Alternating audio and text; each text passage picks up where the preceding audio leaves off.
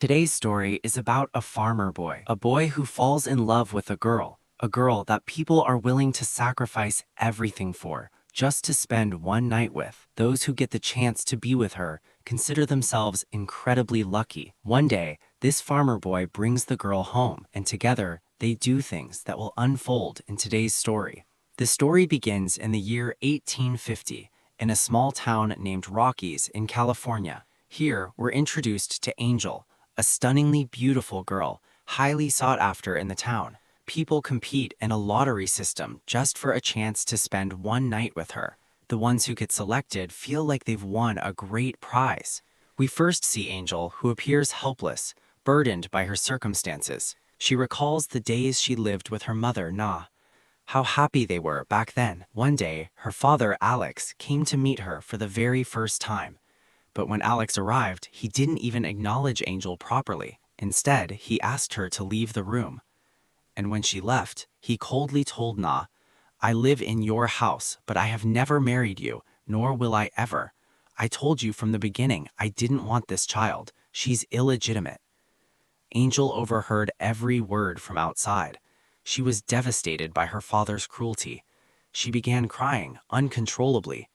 Na came out and comforted her, saying, "It's not your fault, my child. I love you the most in this world." A few days later, Na received a letter from Alex. In it, he coldly informed her that he had severed all ties with them, sold the house, and would never meet them again. With no other choice, Na packed their belongings and left the house with Angel. Desperate to survive, Na went to a jeweler named John to sell her jewelry. But John examined the pieces and revealed they were fake, no value whatsoever. However, he added, "You are very precious yourself. If you work for me, you can earn money and have a place to live." Na, in a helpless situation, reluctantly agreed. John first took advantage of her, getting intimate. Then he made her work for him to earn money. But after some time, Na fell seriously ill and passed away. Angel was heartbroken. She cried and cried after losing her mother, but she too was left powerless in this harsh world. Now the story shifts to the present. We meet Michael, a hardworking farmer, a sensible, religious young man who manages his fields all on his own. He prays daily at church, and one day he prays for a life partner, someone who will truly love him and stay by his side forever. That evening, Michael goes to the city to sell his goods. While there, he catches a glimpse by Angel as she steps out for a stroll. He is mesmerized by her beauty, falls for her at first sight. Curious, Michael asks his friend about Angel, and the friend tells him, "Angel lives in a palace in the city. She's the most beautiful and most expensive girl here. People line up just for a chance to spend the night with her." Michael feels uneasy hearing this, but he resolves to meet her regardless of her background. Later that evening, when Angel's shift ends, a bodyguard working for her boss Duchess comes to collect her earnings. Unsatisfied with the amount, the bodyguard rudely accuses Angel of hiding more gold. Angel, furious, lashes out at him. This enrages the bodyguard. He drags her to a bathtub and starts drowning her in the water. At that moment, Duchess intervenes and orders the bodyguard to stop. "If Angel even gets a scratch, the people waiting outside won't spare you. Control your anger. Get her ready for the next shift immediately." A short while later, Angel gets dressed again and resumes her work. This time, Michael arrives to meet her. Angel looks at him and asks, "How can I make you happy?" Michael replies, "I didn't come here for that. I just want to talk to you. I'm not like the others. I'm a farmer. I work on my farm." Then Michael proposes marriage to Angel, but Angel laughs after hearing this. "This is the 5th proposal of this week. Many people like you come here and talk sweetly to me." Michael's time ends. Angel throws him out of the room. However, the next day, Michael comes back, this time paying double the money. "I fell in love with you at first sight. I want you to come with me. We will get married and live together forever." Angel does not take his words seriously. "You're wasting both your money and time. Come, finish your work and leave. I can never be yours forever." Once again, Michael's time ends and the same bodyguard comes to escort him out. Later, Michael's friend tries to talk some sense into him. "Angel isn't right for you." But Michael insists, "I want to try, once more." That evening, he goes back to meet Angel again. This time, Michael calmly tries to reason with her. "I don't understand why you want to live this kind of hellish life. Don't you feel anything for me? Is there no feeling in your heart?" Then Michael lovingly kisses her. "Do you still not feel my love?" Angel replies coldly, "I don't love you, nor do I want to marry you. You're just an ordinary farmer and nothing else." Michael feels heartbroken and leaves quietly. Now, the story flashes back to Angel's childhood. After her mother's death, the jeweler John took Angel to another city. He planned to sell her, but a girl named Sally who worked there pleaded with him, "Take this girl somewhere else. This place isn't right for her." John ignored her plea and took Angel to meet the boss, Duke. When Duke arrived, John said, "Here's the girl, give me my money." But Duke ordered his men to kill John on the spot. Witnessing this, Angel became terrified. Duke threatened her, "From now on, you will work for me." Left with no choice, Angel was forced to stay. Over the years, as Angel grew older, Duke put her to work in his trade. By then, Angel had lost all fear and began believing that all men in the world were the same. One day, Alex, her father, visited the place, completely unaware that Angel was his daughter. When he took her to his room, Angel revealed the truth to him. Realizing that his own actions had destroyed his daughter's life, Alex blamed himself and committed suicide. Later, Sally gave Angel some money and helped her escape. But when Duke found out, he became enraged and killed Sally. Meanwhile, Angel boarded a ship to leave the city. While on the ship, she encountered a group of girls who initially seemed friendly. But when Angel arrived in another city, Rockies, those same girls attacked her, stole her money, and left her unconscious. A woman named Duchess found Angel, saved her, brought her to her palace. Duchess gave Angel a place to stay, but eventually put her to work as well. The story now returns to the present. Angel's health starts to deteriorate. When her friend asks her about it, she replies, "I've grown weak from thinking about Michael." She confesses that she has decided to leave her current life behind. Angel had saved all her money and kept it with Duchess, so she went to Duchess to ask for her savings, but Duchess coldly refused and told her to leave immediately. Duchess looks at Angel with disdain. "What will you do after leaving this place? I'm offering you good food, clothes, and a roof over your head. What will you find outside?" But Angel had already made her mind. She firmly replies, "Give me my money." Hearing this, Duchess becomes furious. "I won't give you anything." Angel, equally angry, starts shouting back. Enraged, Duchess calls her bodyguard. "Teach her a lesson." The bodyguard drags Angel out and beats her brutally. That night, Michael has a vivid dream. Something terrible is happening to Angel. Troubled, he rushes to the palace first thing in the morning and finds Angel in very bad condition. Seeing her like this fills him with rage. He confronts Duchess. "I'm taking her away from here, right now." Duchess coldly replies, "She owes me a debt. Until it's paid, she cannot leave." Without hesitation, Michael pays Duchess 3 times the amount Angel owed her. He then turns to Angel, kneels down, and presents his mother's ring. "Will you marry me?" Overwhelmed, Angel softly says, "Yes." Michael takes Angel back to his farm. Her condition, however, is still very weak due to the beating she endured. Angel looks at Michael and says, "You spent so much money on me." Michael smiles. "Don't worry about the money. All that mattered to me was getting you out of that place." Angel hands him back the ring. "Once I recover, I'll repay all your debts, and then I'll leave. I won't become anyone's slave by getting married." Michael chuckles. "Marriage isn't slavery."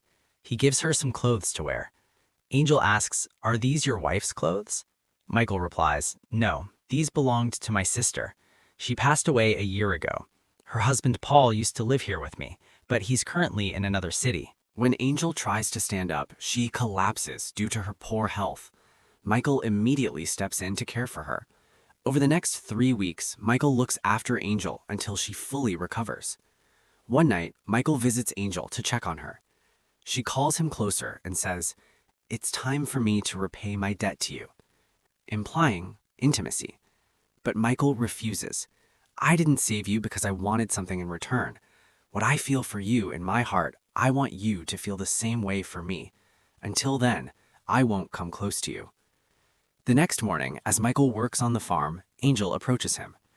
I may not be able to manage your wifely duties, but while I'm here, I can help you with your farm work. Michael agrees and starts teaching her various farming tasks, gathering eggs, raising chickens, fishing. Angel begins to enjoy learning these new things, slowly adapting to the peaceful farm life. One night, Michael wakes Angel. Come with me. Angel hesitates. It's almost morning. Where are you taking me at this hour?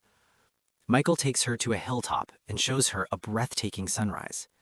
I want to give you a life as colorful as this sunrise. Angel, moved by his words, says, if you knew even half the truth about my life, you'd hate me. Michael replies, you didn't choose that life, but now you have the chance to choose the life you want. Angel looks at him. I still don't understand why I'm here. You consider me your wife, but you don't come close to me. Michael replies, I was waiting for you to feel the same way about me as I feel about you. Touched by his honesty, Angel kisses him, and the two return home. That night, Michael and Angel share their first intimate moment, deeply cherishing their time together. The next day, Michael's brother-in-law, Paul, returns to the farm after a long trip. Michael is happy to see him and shares the news. I got married. He then takes Paul to meet Angel. When Paul sees Angel, he immediately recognizes her, but doesn't say anything at the time. Later, when Michael leaves, Paul confronts Angel. I know exactly who you are and what kind of work you used to do. Michael is a good man. He deserves a good wife. Angel calmly responds, he came to me on his own and accepted me knowing everything. You should accept this too. However, Paul disagrees and heads straight to Michael. He starts speaking badly about Angel, calling her a bad girl. Angered, Michael punches Paul. If you consider me like a brother, you must consider Angel like a sister too. Paul, realizing his mistake, apologizes to Angel and suggests, if you want, you can go to the city, start a new business, and live well. Later, Michael and Angel are together. Michael says, Paul is leaving for the city tomorrow. I've told him everything that happened between us. He then tells Angel, I want to spend my whole life with you. I want us to have children and be happy together forever. However, Angel can't bear the thought because she can never become a mother. The narrative moves to reveal Angel's painful past. Once pregnant, Duke had forced her to have an abortion, making it impossible for her to ever become a mother again. One day, as they walk down the road, they come across a family. Elizabeth, the mother, is pregnant, and they don't have a home of their own. Michael and Angel invite them in, offering food and care. The family is deeply grateful. They have an older daughter named Miriam. Miriam asks Angel about her life and how she and Michael met. Angel opens up about her past, and they quickly become close friends. As time passes, Elizabeth gives birth to a son, bringing happiness to everyone. Michael and Miriam care for the baby together, and Angel begins to feel that Michael and Miriam would make a great couple. Later, Miriam's father informs everyone that he has bought land from Paul. Now the whole family will live together. One day, while Michael and Angel are working in the field, Angel comments, Miriam is so sweet, you two would look great together. But Michael reassures her, I only love you and no one can come between us. Angel then confesses the truth. Duke forced a doctor to operate on me so that I could never have children. Michael responds, no matter what you've been through, I love you and that will never change. We should never lose hope because anything can happen at any time. But Angel, with sadness in her heart, accepts that she can never be a mother or a good wife to him. Later, as they share dinner, Angel asks, take me to the place where we saw the sunrise. Michael agrees, and they go to the spot to watch the sunset together. To make the moment memorable, they share a tender, intimate moment. The following morning, Angel writes a letter for Miriam and places Michael's ring inside it. She decides to leave. She heads to the city before anyone wakes up. When Miriam finds the letter, it says, Michael and Miriam could make a beautiful couple and live happily forever. She shows the letter to Michael, urging, you should go and stop her. But Michael replies, I've done everything I could to make her feel my love. Now it's her life, and the decision to return is hers. Angel arrives in the city. She approaches a hotel owner offering to work as a cook in exchange for a place to stay. The hotel owner agrees, and Angel begins working there. However, that same day, one of Duke's men sees her at the hotel. Later that night, the hotel catches fire, burning everything to the ground. The next morning, Angel is seen collecting the charred remnants of what was left, and then Duke suddenly appears in front of her. The same man who captured her in childhood after killing John, now back in her life. Angel is shocked to see him. Duke coldly asks her to come with him, but Angel firmly replies, "You cannot force me." Duke smirks. "I was the one who set that hotel on fire last night. If you don't agree to come with me, I'll kill the hotel owner too." Reluctantly, Angel agrees to go with Duke to protect the hotel owner. But when she reaches his establishment, she sees two young girls being forced to work for him, just like she was in the past. Filled with anger and disgust, Angel confronts him. "You can't handle grown women anymore, so now you bring little girls and torture them." Enraged, Duke threatens her. "If you go against me or try to escape, I will kill you. Now, get ready. I need to take you in front of everyone and show you off." Duke wants to parade Angel on stage as part of his business, but for the first time, Angel prays. She whispers, "God, if you're real, help me. Give me the strength to speak the truth and save these little girls." When Duke drags her to the stage and presents her in front of the crowd, Angel finds her courage. Standing tall, she exposes Duke's crimes, telling everyone how he tortures young girls, sharing her own story of abuse. Duke interrupts, shouting to the crowd, "She's lying!" He grabs her and drags her off stage into a room, intending to kill her. But at the last moment, one of Duke's own men, tired of his cruelty, intervenes. He knocks Duke down and whispers to Angel, "Run." Without wasting a moment, Angel rushes to the room where the two little girls are kept, rescues them, and escapes. As the crowd witnesses the commotion and hears Angel's story, they turn against Duke. Realizing the truth about his monstrous acts, they grow furious. Duke tries to flee, but the mob surrounds him, captures him, and executes him by hanging. The scene shifts to 3 years later. Paul, now in another city, notices a familiar figure. It's Angel. Intrigued, he follows her to a large school. After inquiring inside, he finds her and asks, "What is all this? What are you doing here?" Angel smiles and explains, "This is a school for girls like me who want to start a new life. Here they are given education and a chance for a better future." Paul is overjoyed to hear this. He then asks about Michael and Miriam. Miriam listens intently as Paul says, "Miriam is my wife now, and she's going to be a mother. You thought Michael and Miriam would end up together, but Michael always saw her as a sister. He's still waiting for you." Hearing this, Angel feels a wave of sadness. She had always wished for Michael to have a noble woman by his side. Paul then pleads with her, "Come back with me. I'll be leaving at 4 p.m. If you want, you can come along." Meanwhile, Michael is working in his fields. As he looks up, he sees Angel walking toward him. She stops in front of him and for the first time says, "My real name is Sarah. I've never told anyone until now. I came back to say I love you deeply. Please forgive me for all the pain I caused you. You've endured so much because of me." Michael, with warmth in his eyes, responds, "All those hardships led us to this beautiful moment. Now we're together." He takes out his mother's ring, the one he had kept safe all these years, and gives it to Angel. He smiles, "Welcome to my life." Overwhelmed with joy, they embrace and kiss, finally at peace with each other. The story fast forwards a few years. Michael is fishing by the lake when Angel approaches him, visibly pregnant. Beside her is their little son running happily. The family is complete, and Angel is now healed in every sense. The story concludes with their serene, happy life together.